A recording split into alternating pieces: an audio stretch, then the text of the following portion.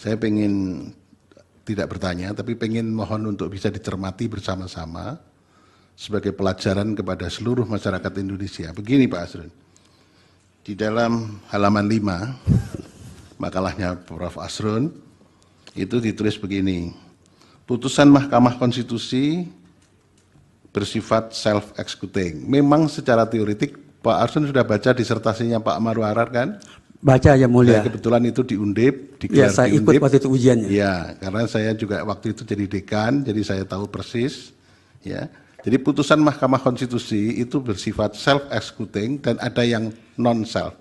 Nah, Pak Arsud bisa memasukkan ini sebagai self-executing. Ya, ya. Itu tidak masalah, ya, karena guru besar itu berpendapat salah. Siapa tahu nanti 10 tahun lagi malah jadi teori baru, kan begitu kan? Jadi nggak masalah sebetulnya.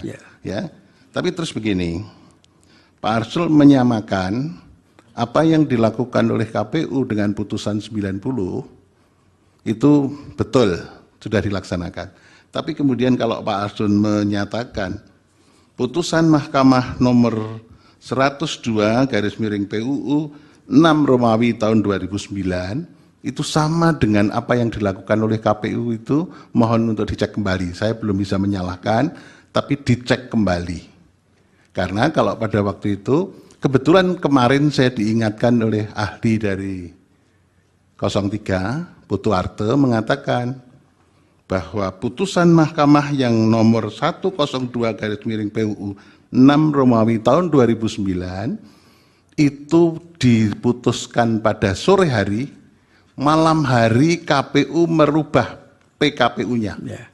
Karena pada waktu itu belum ada putusan Mahkamah Konstitusi yang mengatakan KPU merubah atau membuat PKPU harus konsultasi DPR. Ya. Tapi kemudian ada pengujian undang-undang di Mahkamah Konstitusi mengatakan PKPU harus disusun dengan konsultasi DPR.